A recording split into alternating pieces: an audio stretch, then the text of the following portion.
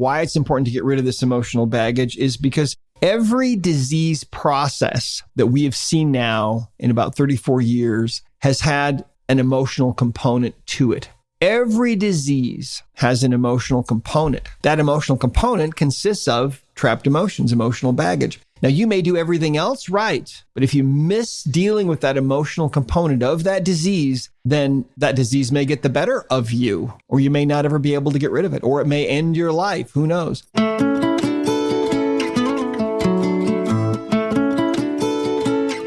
From the Weston A. Price Foundation, welcome to the Wise Traditions podcast for wise traditions in food, farming, and the healing arts. We are your source for scientific knowledge and traditional wisdom to help you achieve optimal health. And now here is our host and producer, Hilda Labrada Gore. Hey, Hilda here. Our subconscious mind knows exactly what is wrong with us and what we really need to thrive. And connecting with it has the potential to help us release emotional baggage and enjoy new levels of health. This is episode 402, and our guest today is holistic physician Dr. Bradley Nelson. Bradley is the author of The Emotion Code and The Body Code, and today he expands on the ideas we explored in last week's podcast episode. Today, he tells story after story of patients with undiagnosed or unsolvable health concerns that he was able to help identify and resolve by using this method of tapping into the subconscious mind. He also discusses today how his approach to working with people includes asking for supernatural help and how the answers often come in very subtle ways. All in all, he offers profound and simple ideas for how to activate our own body's innate healing power. Before we dive into the conversation, I want to offer you our free gift. The Weston A. Price Foundation has a free info pack that offers background on the Weston A. Price Foundation, along with our most popular brochure, Timeless Principles of Healthy Traditional Diets. Just go to westonaprice.org and click on the free info pack button. I'll put a link in the show description to make it super easy to access. And enjoy! Miller's Bio Farm makes online shopping for farm-direct, nutrient-dense food fun and easy. I'm talking about raw A2 milk and dairy products, soy-free and corn-free eggs, grass-fed beef, soy-free pork, soy-free and corn-free chicken, chemical-free produce, and all-natural baked goods, pantry items, and more. They're delivered to your door or location near you in compostable packaging to top it all off. It sounds dreamy, no? Learn more and shop at millersbiofarm.com. That's Miller's Bio Farm, inspiring healthy generations. And use the code WISE at checkout for 15% off. This is Hilda Labrada Gore, and you're listening to Wise Traditions.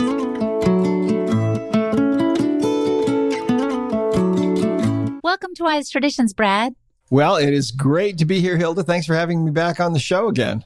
I couldn't help myself. As you know, the conversation was so profound and intriguing, and we ended the last interview on the note of the fact that most of the population has trapped emotions. And we did even a little sway test so I could see if I had some. Yeah. Now my question for you is, what next? What next for the listener? What next for me? Once you've identified that you have trapped emotions, how can you start to release them? Well, we all have trapped emotions. And so the process is actually quite simple. What I can do is kind of walk you through this. I can show you, if I were going to release a trapped emotion on myself, I can show you how we would do this. Well, we have a chart of emotions. If you go to Google, you can just Google emotion code chart. You'll find lots of them. To make sure that you get the right chart, you might want to go to Discover Healing and you can put in your name and email address, and we'll send you back some information that will include that chart. So the chart is divided up into 2 columns and 6 rows, and there are 60 emotions in the emotion code chart. And the subconscious mind knows exactly what emotion you are after at any given moment.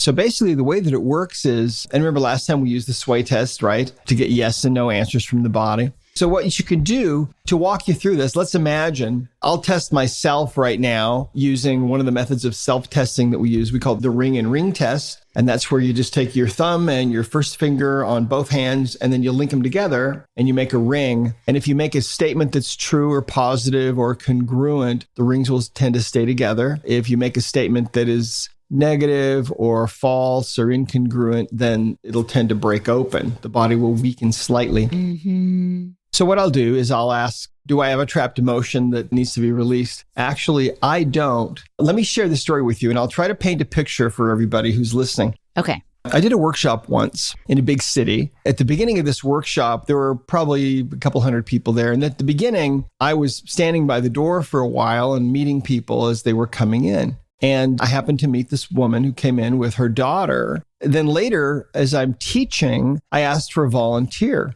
And this woman's daughter comes up out of the audience. I think she was about 20 or so years old.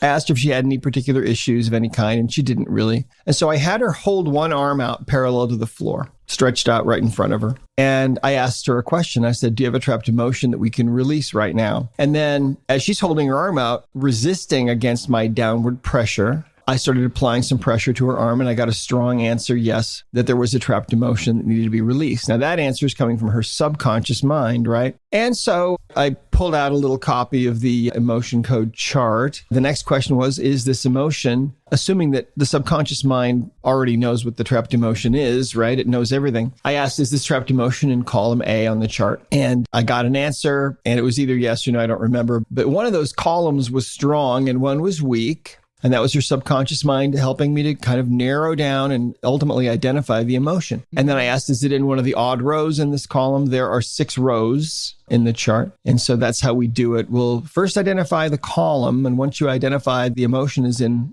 column A or column B, then you've eliminated the other one. So you've cut the list down by half. So the next question is it in one of the odd rows in this column? And maybe the answer was yes. And so then is it in row 1, or maybe that was a no, maybe it's in row 3. I get a yes answer, right? So strong arm from her. So then I ask what emotion is it sadness, betrayal, whatever? And it shows up, the emotion is forlorn. Now, forlorn is to feel kind of all alone and hopeless and kind of desolate, right? So then I asked, well, do we need to know more about this? Sometimes the subconscious mind will want you to dig a little deeper before it will allow an emotional energy to be released from the body. So I asked if we needed to know more, and the answer was yes. So I started asking, well, did this occur? She was around 20. I said, did this occur earlier than 10 years old? Yes. Earlier than 5? Yes. And ultimately, the answer that I got through muscle testing was that this had happened around sometime in the first year of her life, it looked like. And I thought to myself, well, she's not going to remember anything. And I asked her if she had any idea what this was about. She had no idea. But then I remembered that I had met her before this thing started. Yes. And she showed up with her mother. So I thought, well, maybe her mother has an idea. So I look out at the audience and I look left and I look right. And there's her mom. And she's as white as a sheet, right? And she's got her hands kind of covering her mouth and her nose, and her eyes are huge. I said, hey, Mom, do you have any idea what this might be about? And she was really embarrassed. But she said that she thought maybe she did. She said that during those years when her daughter was a baby, she used to use cloth diapers on her. And one day she accidentally pinned her daughter to her diaper. I know, right? Oh. Super cringy. And she didn't know about it until she changed her the next time. So here's this poor baby for hours, probably, crying and crying and crying, and no one is coming to help her. And she's in all of this pain. And so the emotion that became so powerful was this feeling of being forlorn, all alone, hopeless, desolate. No one's helping me. It gives us a little clue, I think, into how overwhelmed her mom must have been at that point. Because she was horrified when she found out what had happened. Of course. I mean, can you imagine? No. Oh my gosh, this is so fascinating. And I have to tell a little anecdote here. So over the weekend, I was at the beach and I was using the chart that you've described and asking my body, using simply the sway method to determine if I had a trapped emotion that could be released. I identified one. Again, this column thing is so cool because like you said, it helps you eliminate which things don't apply. Yeah. And it narrowed down into a section. And I think it ended up on an emotion in, let's say, column A, row 6. But the point I'm trying to make is it had to do with kidney and bladder function. That's where it was showing up, this trapped emotion in my body. And what's interesting, Brad, is that I was with a friend recently who can kind of assess your health by a glance. And she said, I've noticed a little puffiness near your eyes, and that's the bladder kidney meridian. And I was like, oh my goodness. So I don't know if I just need to eat more clean foods, as my friend was suggesting, or if there's a trapped emotion, but I suspect there is a trapped emotion because that is exactly what my body told me. Yeah, it's amazing when you start to use the emotion code, because you start to realize how incredibly intelligent these bodies of ours are. Yes. And how willing they are to give their information, right? Oh, it's fascinating. So to continue the story, Yes. so now we have an idea from what Mom said. We have an idea about what maybe this is about. So I asked this question. I said, okay, is that what created this trapped emotion, being pinned to your diaper? And then I muscle tested her and the answer came back rock solid, right? And then I asked, do we need to know anything else about this? The answer was no. And so I went ahead and just released the trapped emotion. Now, to release a trapped emotion, what we do is you can use your hand or any kind of a magnet of any strength or polarity, and you just swipe down the middle of the back or over the governing meridian, which starts at the tailbone and goes straight up the back, over the top of the head to the inside of the upper lip. So I just swiped down the middle of her back a few times, and then she went back to her seat, and I continued my lecture. And I kind of forgot about this, right? About 10 days later, I get an email, and it's from this girl's mother. And she said, listen, my daughter has had this problem with her hip and her knee since, I think she said, since she was about 8 years old. And she said, it's been gradually, slowly getting worse. And she just lives with it. And so when you asked her if she had a problem, because she just lives with it, she accepts it as part of her life. She didn't make a big deal out of it, but she said, we've taken her to different people. It's been gradually getting worse. No one's been able to really find anything or fix it. Over the last few years, it's been starting to slowly affect the way that she walks a little bit. She has this pain all the time, this kind of low-level pain in her hip and in her knee. She said, since you released that trapped emotion, in fact, she said, the moment you released it, that pain was gone. And she said, it hasn't come back. She said, I waited for 10 days because I thought maybe it was just some kind of a fluke, but she said, it's not coming back. And she said, not only that, she said, my daughter has this new sense of lightness of being that she's sharing with everybody that she hasn't felt before. So she said, I just wanted you to know the after effect. Now, there are a couple of really important things to point out about this story. First of all, it's important to realize that the subconscious mind of this young woman knew exactly why she was having pain in her hip and in her knee, right? It knew why. It was because of the diaper pin, safety pin incident, right? That's why she was having the pain. That emotional energy was trapped in her body. It points out that we can tap into the subconscious mind and that it knows the answers. It really knows with a perfect understanding what really is wrong with us and what we really truly need. Now, let me share something with you. One of the fascinating things that happened to me when I was in practice, just to give you an idea how powerful this can be, there was a young woman that was brought in to see me by her parents. And here's the story. 4 years before, she graduated from high school and she went on a missionary trip to the Philippines where she worked in very primitive conditions, dirt floors, and she ended up getting sick. And not just a little bit sick. I mean, she became deathly ill. They flew her home and doctors didn't know what was wrong with her, but she was having convulsions. She was seizing multiple times a day. She had horrific fatigue. She had widespread body pain. She had loss of all of her memories. Short-term and long-term memories were all gone. I mean, she was really, really sick. They could not determine what was wrong with her, but they said at the rate she was deteriorating, they figured she probably had about 4 months to live. And so her parents kept taking her to specialists and so on, and nobody could ever figure it out. Well, somehow she survived for 4 years. And then her parents brought her in to see me. And by asking her subconscious mind questions about what was going on, the answers that came back were that she had parasites, not just one kind of parasite. She had 9 different kinds of parasites. Wow. That had set up housekeeping in her body, were making her terribly sick. Well, so I started working on her and asking her body. At the time, there were 4 different parasite supplements that we used to use. I had to use all 4 of those. Normally, people just need one. And so her parents would drive her. It was like an hour's drive to get to my office. And then they would help her in and she would immediately lay down. And that's all the energy that she had, right? And so then I would test her to see what she needed. And for a year, her subconscious mind would give me the answers about, okay, she needs this one out of the 4. She needs this one for the next 4 days. And then she needs this one. And so we were switching all the time because as these parasites would start to die, another group would hatch out and they would need a different supplement. And it took a year of working with her on a regular basis. But by the end of that year, her problems had all disappeared. No more seizures, no more body pain, no more incredible fatigue. And all of her memories started coming back. And she went into a program, actually, she went back to school and she became an ASL interpreter. And she told me afterwards that she hadn't been anywhere in 4 years. She'd been in her room just trying to survive. Then when she started going out again and running into people that she used to know, they would just about fall over because they'd say, oh my gosh, I thought you had died. I can't believe you're still alive. Now, the point of that is that the subconscious mind knows what it needs.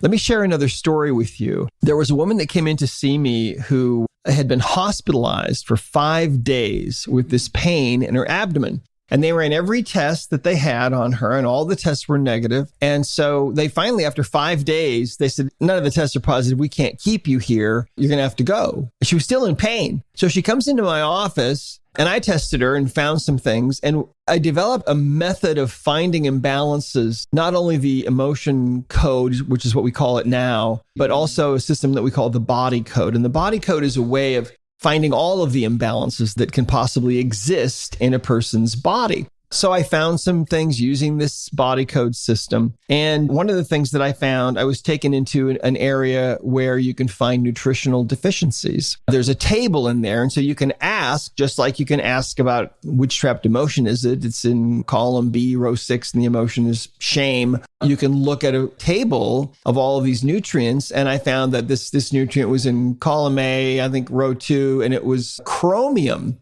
I knew a little bit about chromium.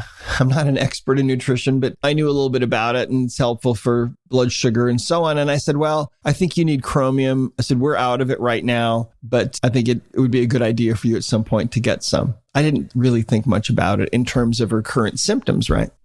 So the next day she comes back in and she's actually getting worse. Oh, no. Yeah. And I mean, she's like a 10 out of 10 on the pain scale. She's about a 9.5 out of 10 the day before. And I remember thinking, okay, I don't know how they missed it. It's got to be appendicitis. Her appendix is probably going to burst on my table. And I mean, this could be fatal for her.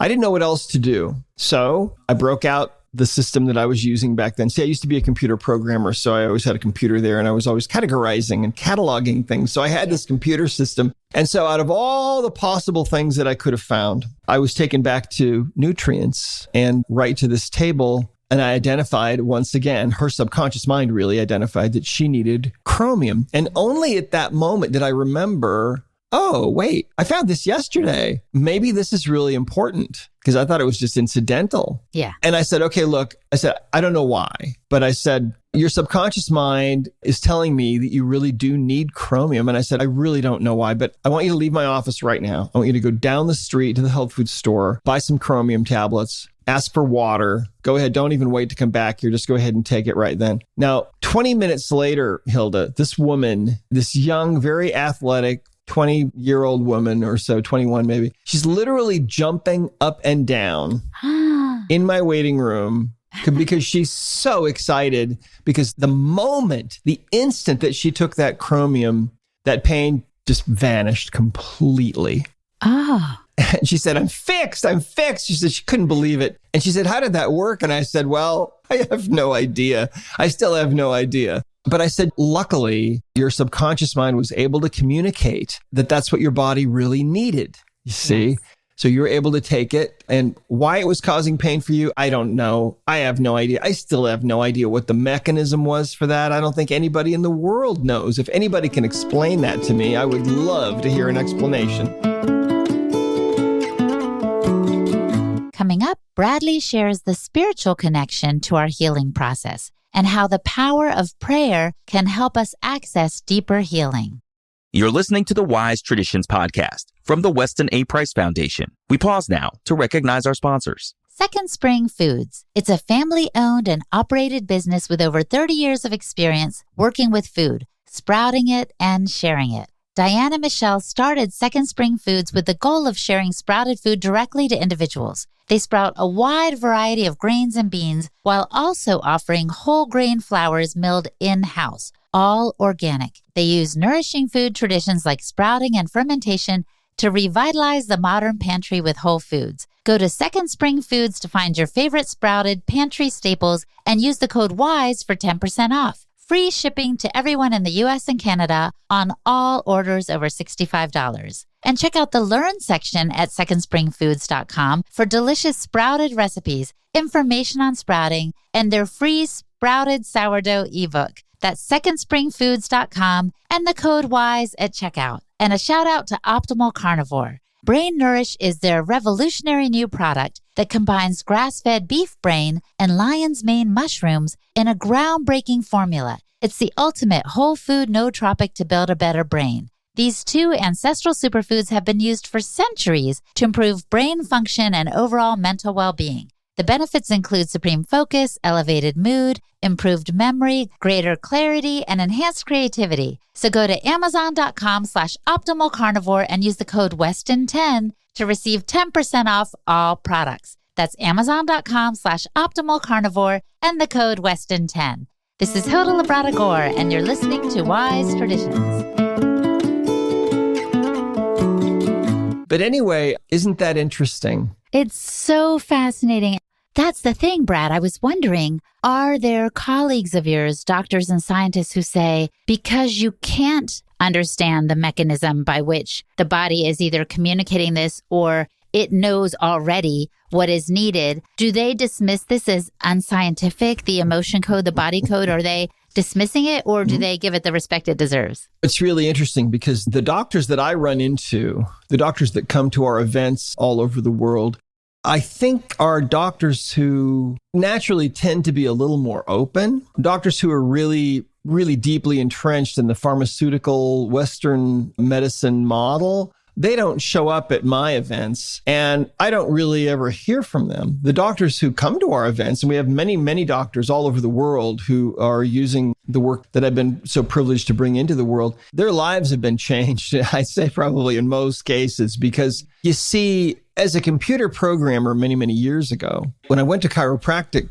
school and I'm sitting in class, I can remember my instructor saying things like, the brain's the most amazing computer that exists in the known universe. And I can remember sitting there and thinking, wow, it's a computer. Will we ever have the technology to access that computer and ask questions and get answers? Because the computer itself within each person would really be the ultimate resource, wouldn't it? Doesn't that just make sense? Yeah. And true things, Hilda, usually make sense, right? True things seem to make sense. And this is true. This is how our bodies actually are. We have this incredibly powerful computer that exists within us. That subconscious mind within us remembers everything. I mean, many years ago, 50 years ago, Dr. Wilder Penfield did studies on the brain and found that under certain circumstances, when a person's skull has been removed or part of the top of their head has been removed and they're doing brain surgery, if conditions are right, people will have memories. If you touch a certain part of the brain, they'll have memories returned to them that would be unremembered normally. So suddenly the doctor touches some part of the brain and suddenly the person, is remembering, okay, Thanksgiving dinner. Yeah, 1958. And there's mom and dad and grandpa can smell the turkey. And it's really amazing. All of those memories are stored within us. And so every face you've ever seen in a crowd, everything you've ever eaten or tasted or touched or smelled is all in there in that subconscious mind. Yes. Now, think about this. It's really so amazing. I have to tell you another story. There was a woman that came to me once who had been having, she had a chronic cough. It had been going on for a year. She said that she was afraid that this chronic cough was going to destroy her marriage. Her husband had moved, months and months before. He'd moved into the other end of the house because she was coughing all night long. She'd been to the doctor, been to the hospital, had x-rays, had scans. There was nothing that was evident anywhere. They couldn't figure it out at all. So using the system that I'd put together that we call the body code, I very quickly found, by asking her subconscious mind what the reason for this cough was, I was taken into this area where we find chemicals. It was a chemical toxin. So ultimately, I did a search for common household chemicals and started asking questions and came up with camphophenique. Remember camphophenique? No, what is that? I think it's probably illegal. It's probably been banned. If it's still available, I'd be amazed. But back 20 or so, 30 years ago, it was something that was sold over the counter in pharmacies. It could still be available, but I don't recommend it. It was a liniment that people would rub on their skin and it would give them some pain relief and so on. So I came up with camphophenique. And all of a sudden, this woman turns white as a sheet. And she says, camphophenique? And I said, yeah, do you use camphophenique? And she said that every night, the last thing she did before she went to bed was she went over and visited this elderly woman who had been a friend of their family for years. Every night she went over there and rubbed this elderly woman's feet with camphophenique. Oh my gosh. Right? Wow. And so I said, well, you got to switch to something else. And we got her on something else. And the cough immediately disappeared. And that was it. So you helped her health and her marriage. Yeah. I'm sure. Hopefully she's still married.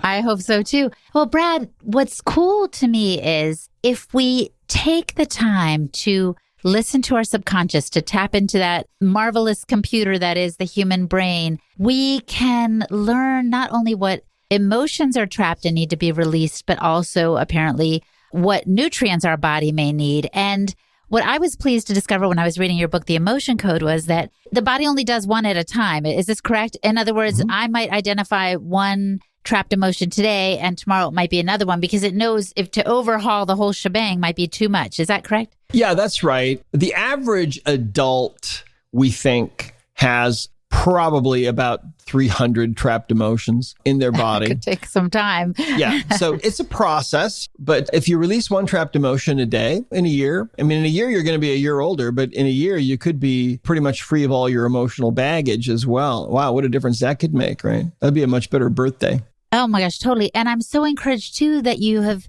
techniques that a person can use on themselves. Of course, you do have practitioners all around the world, I imagine, but you can also learn to release these trapped emotions or discover what your body needs all by yourself. Yes, you absolutely can. It's really, really simple. That's how it has to be. It's interesting because when I was writing the book, it was a matter of prayer, really. Every time I would go to write, my wife would sometimes help me. Sometimes we would pray together and ask God to help us to make this simple so that anybody could do it and anyone could understand it. And that's definitely the case now because we have children that read the book and do it successfully and get great results. I remember one of the stories in your book where one kid helped another. And you might have even mentioned that the last time we did the interview. It's fascinating how simple and beautiful and healing it is. And I also want to add, it also encouraged me when you mentioned that not only is the body for us, but there may even be angels or spirits or God behind the healing. Because I do believe that God has our back and wants us to live healthy, happy lives. Oh, absolutely. I have come to know through all of the years that I have been doing this work, that higher power, however you might refer to him,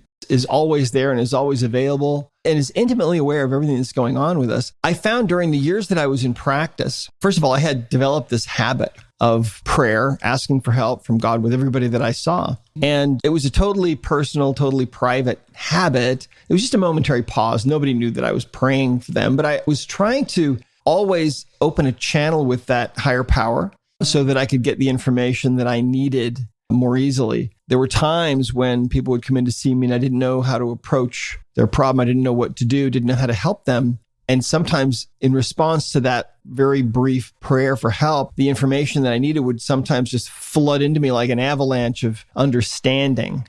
And so that taught me that the higher power is always there and that help is available for the asking. Those kinds of downloads for me, those are pretty rare, really. I can count those on one hand over 20 or so years of practice. But the rest of the time when we ask for help, it comes in very subtle ways. It comes in the form of a thought that we typically think is our own thought, but is often coming from somewhere else, or maybe an impression that we have, or an idea that suddenly pops into our head. And I think the angels that are around us, I think very often are family connections, our ancestors, those who passed on, or maybe sometimes those are yet to be born. I think those are you could call them maybe like our guardian angels. They're the ones that are kind of around us all the time. And when we ask for help, they're the ones that give the answers. In fact, I have to share a story with you. One of my good friends is a woman named Connie Barton Merrill. Now she got married, but she was my executive assistant for a number of years. And together with my wife and some of our other team, we traveled around the world and went all kinds of places doing events and things. She became one of our staff practitioners. And so now that's what she does. You can go to discoverhealing.com and you can get a session, a remote session with this woman, Connie. She's an amazing practitioner. Well, anyway, she grew up with a friend in Chicago. And this friend of hers was born apparently with this ability to see things that other people don't see, to see spirits, right? Now, every once in a while, you run into somebody like this. So if you ask them, they'll always say, well, it's kind of a blessing and it's kind of a curse, but it's a spiritual gift, really. It's a heightened sensitivity. So anyway, she came out to visit Connie and they were going to be going somewhere. And Connie said, listen, I have some sessions that I need to do. I've got to work with some people remotely in my office. And so why don't you just hang out and read a book or something and I'll see you in a while and then we'll go. And her friend said, well, if it's okay with you, she said, I'd like to just be a fly on the wall and see what you're doing now. So Connie said, all right, fine. So her friend just sits in a corner of the room and Connie does her session. So she's got her laptop open and she's got these previously arranged appointments with people like you that are calling in. And Connie, before she works on a person, she'll have a moment of silence and ask for help right from up above. So I think she did 5 or 6 sessions. When she was done, her friend said, Connie, she said, I don't think you are aware of what's really going on here. She said, when you had that moment of silence for that first person, and we're asking for help from up above for them, I saw a group of people come in and stand behind you. She said they were very intently focused on helping you to help that person, that loved one of theirs on the other end. And she said, when you were done with that person, they left. And when you had that moment of silence and asked for help from up above for the next person, she said a whole different group came in. My gosh. Right.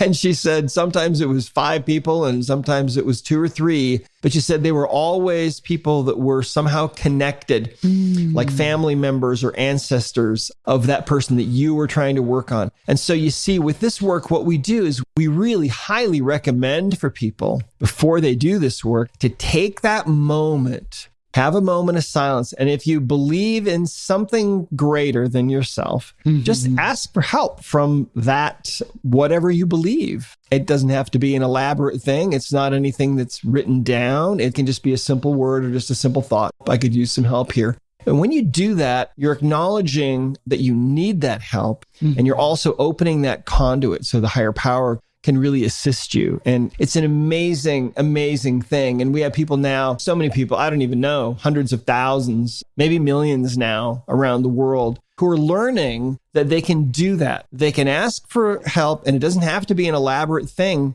And then that help comes. And again, usually that help comes in the form of a thought or an idea or an impression. And usually we just go right by those because we miss those subtle things. Those subtle cues. Oh my gosh, absolutely. And it reminds me of the thought I've heard over time in my faith circles is kind of like God is a gentleman. In other words, just like someone's not going to come and give you the Heimlich without first seeing if you offer permission. It's almost the same way with God. Like the Bible says, he stands at the door and knocks, things like that. So, I mean, he could just barge in and knock the door down, but he doesn't really operate like that. So that kind of gentle moment of pause gives you time, like you said, to open up that channel and say, yes, I need help. And God is there to attend to you. So I have 2 final questions to wrap up here. You've been at this for a while now. Obviously, you've seen so many lives changed, as you've said. Why do you think it's really important for us to do this work, for this release of trapped emotions, for this kind of collaboration with something greater than ourselves and with our subconscious? Why is this work important for people to do? It's important because emotional baggage is the underlying cause, in my experience and in the experience of our practitioners around the world, of problems like depression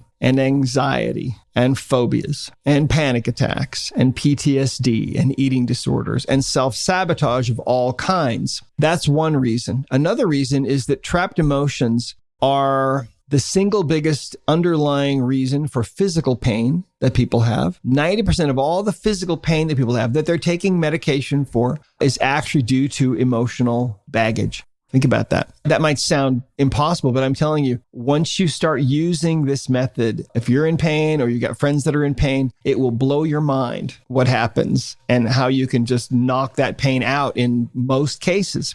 Now, another reason. So the emotion code is not a cure for any disease. We don't use it to treat diseases, but emotional baggage, we find, is just this huge impediment to healing in all kinds of ways, mental, physical, emotional. You see, the emotional baggage that people have is really short-circuiting their lives. It's making them live lives that are diminished in many ways, that are less than they could be. It's interfering with their ability to really create the life that they want. And I think we talked last time about the heart wall. The single most important thing I think that people can do for their health in all of those ways, physical, mental, and emotional, is to find out if they've got a heart wall and get that wall taken down. You can do it yourself. You can have someone else do it. You can go to discoverhealing.com. We've got a Google map of practitioners all over the world. They'd all be happy to do this for you. Or you can do it yourself. Just learn how to do the process in the book. But 93% of people, we believe, in the world have put up a wall around their heart because their heart was going to break at some point. And now they're walking through life with their heart basically in bunker. And so it's so much harder for them to have life flow. It's so much harder for them to find love and to stay in love and to feel joy and to feel the love of the Creator for them. And those are all things that people have found changes when they get that heart wall taken down. Well, I think that answers my last question, which is if the listener could do one thing, what would you recommend that they do? There you go. So I appreciate that. Do you have any other health practice beyond maybe the emotion code and the body code, something that you feel like keeps you happy and in tune maybe with this flow you're talking about? Well, I'll tell you something, Hilda. I really believe it's all about love. When people die and they go to the other side and they have a life review, they're never asked how big of a car they drove or how expensive or how big of a house they lived in or anything. They're never asked anything like that. Instead, they seem to be consistently asked things like, how much love were you able to develop for your fellow beings in the world? How much knowledge were you able to gain? Those are the things we take with us, apparently. That's it. And love, I think, is the most important thing of all. And so you see, when we start getting rid of our emotional baggage, when we take down the heart wall, we get rid of all these little dark clouds of emotional energy that inhabit our bodies. What ends up happening is, at a certain point, it's like stepping out of this old skin that you've been walking around in.